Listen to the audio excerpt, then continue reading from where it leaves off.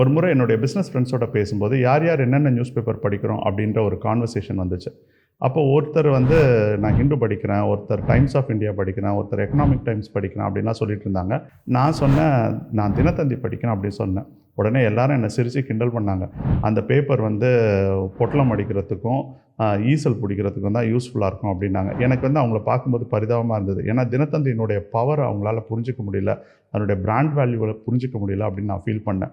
1999 ஒரு சின்ன பிஸ்னஸை க்ரியேட் பண்ணி அதுக்கப்புறம் ஜெனிசஸ் ஹவுஸ் ஆஃப் அக்கௌண்டன்ஸ்ன்ற ஒரு பெரிய பிராண்டை நான் க்ரியேட் பண்ணப்போ எனக்கு ஹிந்துவும் தினத்தந்தியும் ரொம்ப ஹெல்ப்ஃபுல்லாக இருந்தது. இதில் எஸ்பெஷலி தினத்தந்தின்ற அந்த பர்டிகுலர் பிராண்ட் வந்து எனக்கு ரொம்ப ஹெல்ப்ஃபுல்லாக இருந்தது. அது மட்டும் இல்லை, தினத்தந்தின்ற இந்த பிராண்ட்கிட்ட இருந்து ஒவ்வொரு பிஸ்னஸ் மேனும் ஒவ்வொரு கிரியேட்டர்ஸும் கற்றுக்க வேண்டிய நிறைய விஷயங்கள் இருக்குது. இந்த வீடியோவை நீங்கள் பார்த்து முடிக்கும்போது தினத்தந்தின்ற பிராண்ட் பயன்படுத்துகிற ஒரு அற்புதமான 3 சக்ஸஸ்ஃபுல் டாக்டிக்ஸை நீங்கள் தெரிஞ்சுப்பீங்க. வணக்கம், என் பேர் Satish David. Welcome to lessons from epic brands, presented by brandpully.com. இப்போ லெசன்ஸ்குள்ளே போகலாம். தினத்தந்தி என்ற பிராண்டினுடைய மிக முக்கியமான டாக்டிக்ஸ் என்ன அப்படின்னு பார்த்தீங்கன்னா, keeping the language simple and straight forward. அதாவது அவங்களுடைய ஆடியன்ஸ் யாருன்னு அவங்களுக்கு நல்லா தெரியும். தமிழ் பேசுகிறவங்க, தமிழ் படிக்கிறவங்க, குறிப்பாக எல்லா தரப்பட்ட மக்கள் அப்படின்னு சொன்னீங்கன்னா பெரும்பாலான மக்கள் வந்து middle class and lower middle கிளாஸ்லேருந்து வருவாங்க. ஸோ அதனால் அந்த லாங்குவேஜ், அந்த மொழியை வந்து அவங்க வந்து மிக மிக எளிமையாக வச்சுருப்பாங்க. ரொம்ப கடினமான வார்த்தைகள் அதில் இருக்காது. புதிய வார்த்தைகளெல்லாம் இன்ட்ரடியூஸ் பண்ணுறதுக்கு ட்ரை பண்ண மாட்டாங்க. அதே சமயத்தில் நீண்ட வாக்கியங்கள் இல்லை காம்ப்ளெக்ஸான ஒப்பீனியன்ஸ், இந்த மாதிரியான விஷயங்கள் எதையுமே அவங்க அந்த நியூஸ் பேப்பரில் அவங்க போட மாட்டாங்க. ரொம்ப சிம்பிளாக இருக்கும். ஃபார் எக்ஸாம்பிள் ரொம்ப எக்ஸ்ப்ரெசிவாக இருக்கும். சதக் சதக் என்று குத்தினான், கும்மிருட்டு, அந்த மாதிரி. அதாவது நீங்கள் அந்த பேப்பர் படிக்கும்போது ஒரு த்ரில்லர் நாவல் படிக்கிற மாதிரியான ஒரு ஃபீலிங்கே கொடுக்கும். அது மட்டும் இல்லை, அந்த நியூஸ் பேப்பர் படிக்கும்பொழுது ரொம்ப எளிமையாக இருக்கும். செய்தியை எப்போவுமே சுருக்கமாகவே சொல்லுவாங்க. அவங்க நிறைய விளம்பரங்கள் இருக்கும், கலர்ஃபுல்லாக இருக்கும். ஸோ இந்த மாதிரியான நிறைய விஷயங்களை அந்த பிராண்டில் அவங்க வச்சுருக்காங்க. இது எதுக்காக அப்படி வச்சுருக்காங்க அப்படின்னு பார்த்தீங்கன்னா, எல்லா விதமான மக்களுக்கும் அது போய் சேரணும் அப்படின்றதுக்காக. நீங்கள் அதுக்குன்னு சொல்லிட்டு தினத்தந்தி வந்து வெறும் பாமர மக்கள் தான் படிக்கிறாங்க அப்படின்ற மாதிரிலாம் தப்பாக இட போட்டுறாதீங்க. தினத்தந்தி படிக்காத அரசியல்வாதிகள் கிடையாது, தினத்தந்தி படிக்காத அமைச்சர்கள் கிடையாது, தினத்தந்தி படிக்காத அரசு அதிகாரிகள் கிடையாது, தினத்தந்தி படிக்காத பிஸ்னஸ்மேன் கிடையாது. தமிழ்நாட்டினுடைய ஹூஸ் அண்ட் ஹூஸ் எல்லாருமே தினத்தந்தி பார்ப்பாங்க.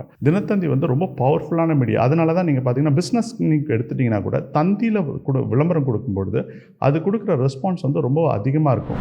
சினிமா விளம்பரங்களாகட்டும், ரியல் எஸ்டேட் விளம்பரங்களாகட்டும், ப்ராடக்ட் விளம்பரங்களாகட்டும், எதுவாக இருந்தாலும் தந்தி ஆரம்பித்த நாள்லேருந்து இன்ன வரைக்கும் தமிழ்நாட்டினுடைய மிக முக்கியமான அங்கமாக, அதுவும் தலைச்சிறந்த பத்திரிகையாக, நம்பர் 1 பத்திரிகையாக அது இருக்கிறதுக்கு மிக முக்கிய காரணம் என்ன அப்படின்னு பார்த்தீங்கன்னா, அவங்களுடைய லாங்குவேஜை சிம்பிளாக வச்சுருக்கிறதும் அவங்களுடைய அப்ரோச்சையும் ரொம்ப சிம்பிளாக வச்சுருப்பாங்க.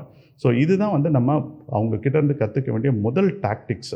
ஸோ இதில் நம்ம புரிஞ்சிக்க வேண்டிய விஷயம் என்ன அப்படின்னா, எப்போவுமே உங்களுடைய பிஸ்னஸில் நீங்கள் எந்த ஒரு விஷயத்தை கம்யூனிகேட் பண்ணும்பொழுதும் சிம்பிள் அண்ட் ஸ்ட்ரெயிட் ஃபார்வர்டாக இருக்கிறதுன்றது முக்கியம்.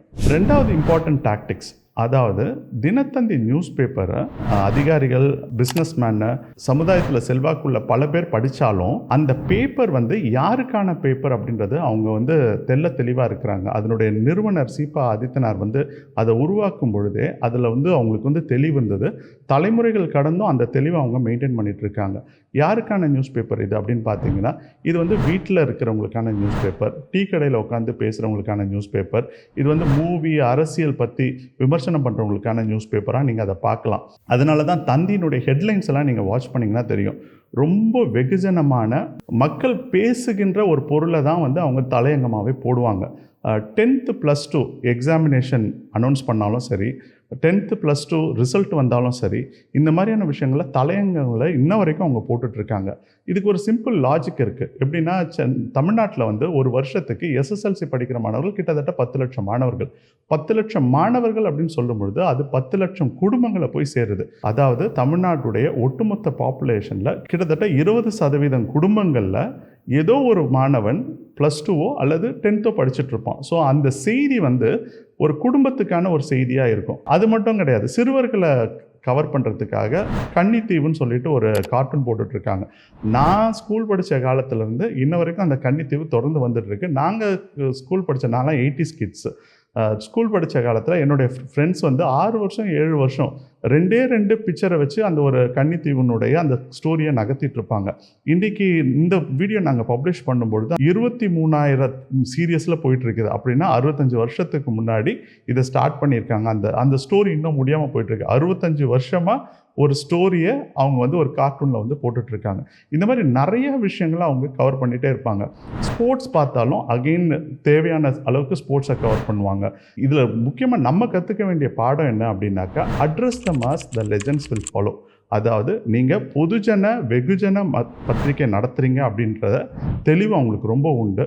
ஸோ அதனால் நீங்கள் உங்களுடைய ப்ராடக்ட்டோ இல்லை சர்வீஸோ பொதுஜனத்துக்கோ இல்லை வெகுஜனத்துக்கோ சேருது அப்படின்னாக்கா, அதை எவ்வளோத்துக்கு எவ்வளோ நீங்கள் சிம்பிளாக வச்சுக்கிறீங்க, எவ்வளோத்துக்கு எவ்வளோ எளிதாக அவங்களுக்கு கம்யூனிகேட் பண்ணுறீங்க, காம்ப்ளெக்சிட்டி க்ரியேட் பண்ணாமல். அதாவது நீங்கள் வந்து உங்களுடைய கஸ்டமர்ஸை வந்து சேலஞ்ச் பண்ணக்கூடாது. சினிமாகளில் கூட நீங்கள் பார்க்கலாம். அதாவது ஒரு லீனியர் ஸ்டோரி டெல்லிங்கில் சிம்பிளாக ஒரு கதையை நகர்த்தி போகும்போது அது நிறைய சக்ஸஸை வந்து அடையுது. ஸோ அதனால் நீங்கள் உங்களுடைய ஆடியன்ஸ் யார், அது வந்து நீங்கள் ஒரு கிரியேட்டராக இருக்கலாம், ஒரு பிஸ்னஸ் மேனாக இருக்கலாம், உங்கள் ஆடியன்ஸுக்கு ஏற்ற மாதிரியான கம்யூனிகேஷன் ஸ்ட்ராட்டஜியை வச்சுக்கணும். இதுதான் நம்ம தினத்தந்தின்ற பிராண்டு கையிலேருந்து கற்றுக்க வேண்டிய 2வது முக்கியமான பாடம்.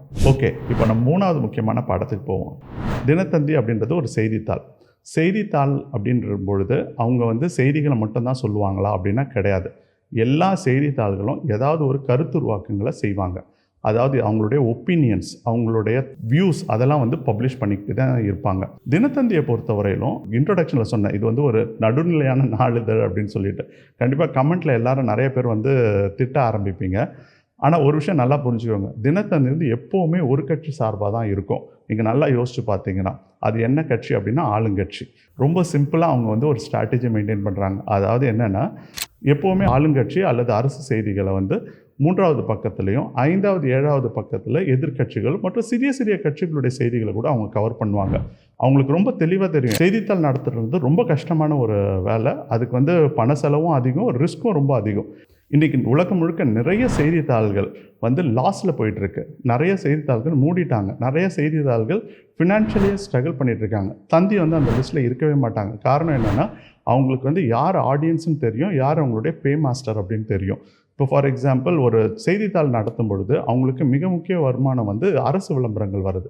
ஸோ அதனால் அவங்க வந்து ரொம்ப தெளிவாக ஆளுங்கட்சிக்கு தேவையான செய்திகளை, ஆளுங்கட்சி சொல்கிற செய்திகளை வெளியிடுவாங்க. அதுக்குன்னு சொல்லிட்டு எதிர்கட்சிகளை புறக்கணிக்க மாட்டாங்க. ஈவன் சின்ன சின்ன கட்சிகளை கூட புறக்கணிக்க மாட்டாங்க.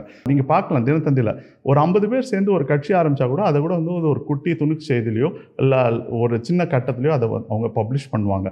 இது வந்து அவங்களுடைய இம்பார்ட்டண்ட்டான ஸ்ட்ராட்டஜி. இதை வந்து நான் என்ன சொல்கிறேன்னா, இந்த art of balancing power dynamics அப்படின்னு சொல்லுவேன். அரசியல் ஆதிக்கம் இருக்கிற ஒரு துறையில் நீங்கள் இருக்கிறீங்க அப்படின்னாக்கா, உங்களுடைய செல்வாக்கு எப்போவுமே இருக்கணும் அப்படின்னா, எப்போவுமே நீங்கள் கரெக்டான பவர் பேலன்ஸ் பண்ணணும்.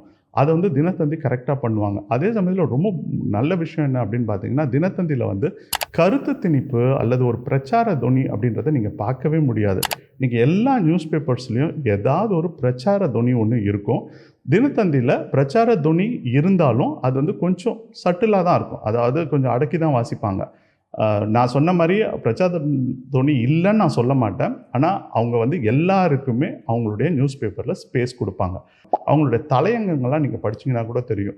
தலையங்கங்கள் வந்து பெரும்பாலும் அரசியல் தலையங்கங்களாக இல்லாமல் பொதுமக்களுக்கு தேவையான விஷயங்களை பேசுபொருளாக இருக்கிற விஷயங்களை மட்டும்தான் அவங்க தலையங்கத்துலேயும் எழுதுவாங்க.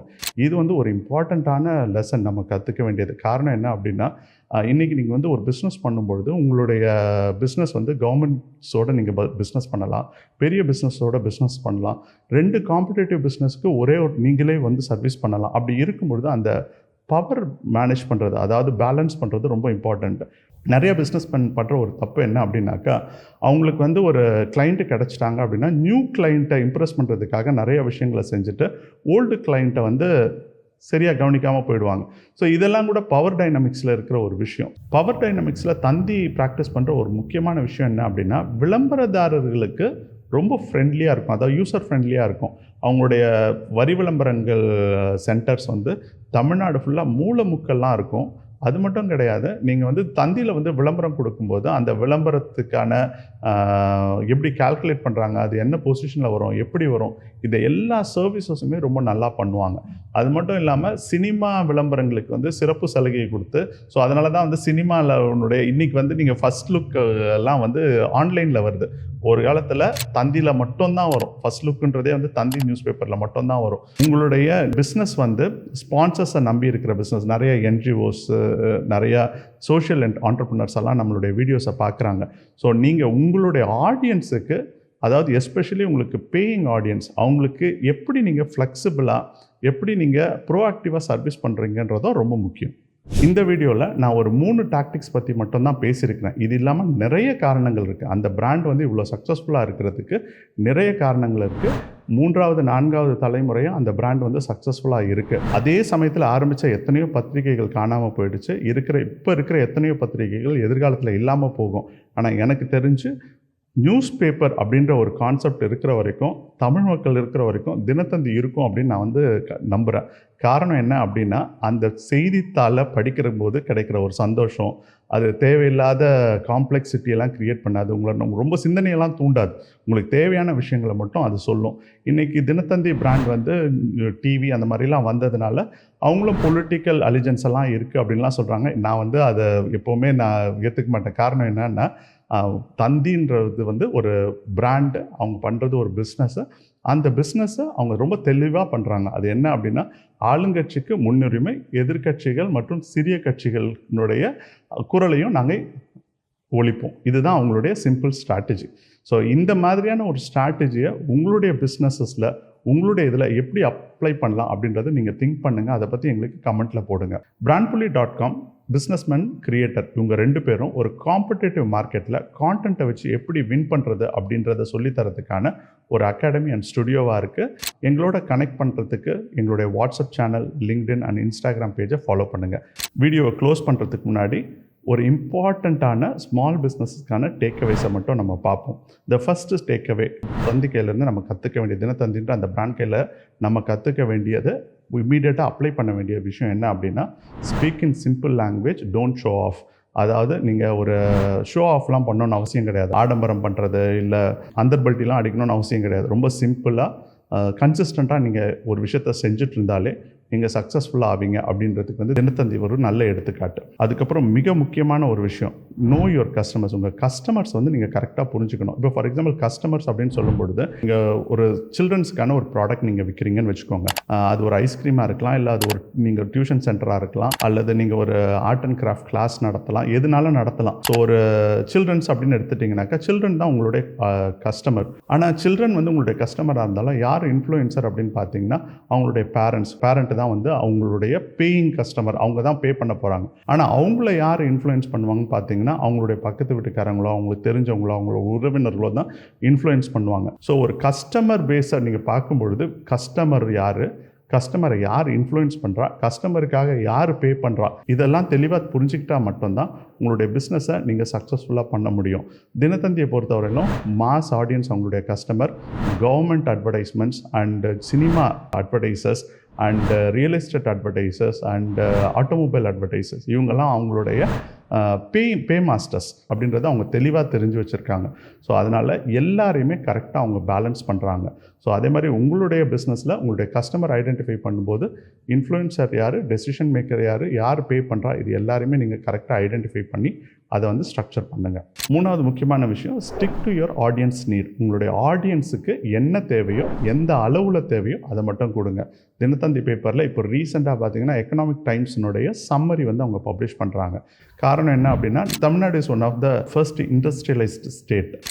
எல்லா நகரங்கள்லையும், சிறு நகரங்கள், கிராமங்கள் எல்லாத்துலேயும் ஏதோ ஒரு தொழில்துறை வந்து இயங்கிட்டே இருக்குது. ஸோ அதனால் தமிழில் பொருளாதார செய்திகளை கொண்டு போய் கொடுக்கணும் அப்படின்றதுக்காக எக்கனாமிக் டைம்ஸ் மேகசினோட ஒரு டைஅப் வச்சு அதை வந்து தமிழ் படுத்தி அவங்க வந்து எளிய தமிழில் அதை வழங்குறாங்க.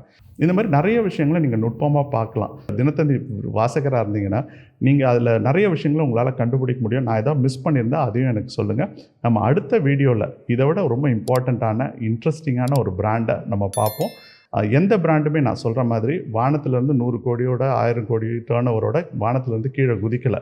ஸோ எல்லா பிராண்டுமே ஒரு சின்ன துவக்கத்தில் ஒரு சின்ன புள்ளியிலேருந்து தான் ஆரம்பிக்குது.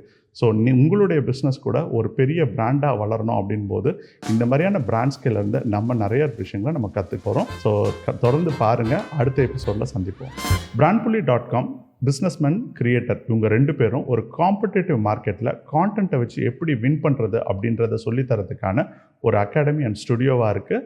எங்களோட கனெக்ட் பண்ணுறதுக்கு எங்களுடைய WhatsApp channel, LinkedIn and Instagram பேஜை ஃபாலோ பண்ணுங்கள்.